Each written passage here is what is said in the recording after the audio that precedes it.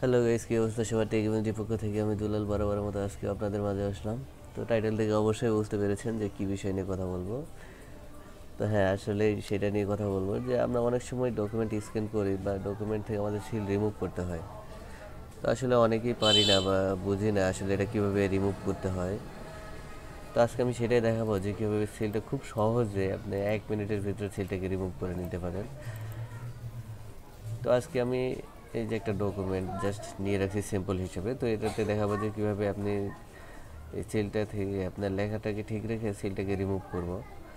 তো সেটা করার জন্য আমি ফটোশপে প্রথমে সিলটাকে এই ডকুমেন্টটাকে নিয়ে নিব। তো আমি ডকুমেন্টে নিয়ে নিলাম, তো দেখতে পাচ্ছেন আমি ডকুমেন্টটাকে আমার ফটোশপে নিয়ে নিলাম। তো এট ফার্স্ট কী করবো, এটাকে আমি কপি করে নিব একটা।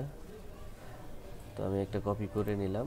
তো কপি করা হয়ে গেল। তো আমি এটাকে একটু লেবেল করে নেব। হ্যাঁ, আপনারা যদি বিভিন্ন ডকুমেন্ট স্ক্যান করার পরে সেটা অনেক বা ডার্ক থাকার কারণে সেটা একটু খারাপ লাগে, তো যার যার ইয়ে মতো আপনি একটু এটাকে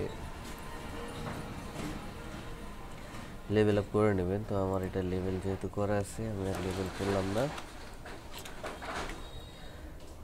ওকে, তো এটাকে তারপরে কি করব, আমি এখান থেকে ব্ল্যাক অ্যান্ড হোয়াইটে যাবো। হ্যাঁ, এই যে ব্ল্যাক অ্যান্ড হোয়াইটে আসলাম। তো বিশেষত সিলগুলো হয়ে থাকে কি ম্যাজেন্টা কালার আর ব্লু কালারের মধ্যে সিলগুলো হয়ে থাকে।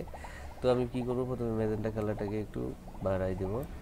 তো তারপরে এখন কি করবো, আমি ব্লু কালারটাকে বাড়াই দেবো। হ্যাঁ, ও নো, দেখতে পাচ্ছেন পুরো ম্যাজিকের মতো কাজ করে আসলে এটা। তো দেখতে পাচ্ছেন সিলটা কিন্তু রিমুভ হয়ে গেছে, একবারে টোটালি রিমুভ হয়ে গেছে, সিলটা কিন্তু আর নেই। তো দেখুন খুবই সহজে অল্প টাইমের ভিতরে জাস্ট একটা ক্লিকে আপনি পুরো সিলটাকে রিমুভ করে দিতে পারতেছেন। খুব সহজ একটা ব্যাপার, তাই না? তো বন্ধুরা, এই ছিল আজকে ভিডিওটি যদি ভালো লেগে থাকে প্লিজ চ্যানেলটি সাবস্ক্রাইব করবেন এবং পাশে থাকা বেল বাটনে ক্লিক করে রাখবেন। ভালো থাকবেন বন্ধু, আল্লাহ হাফেজ।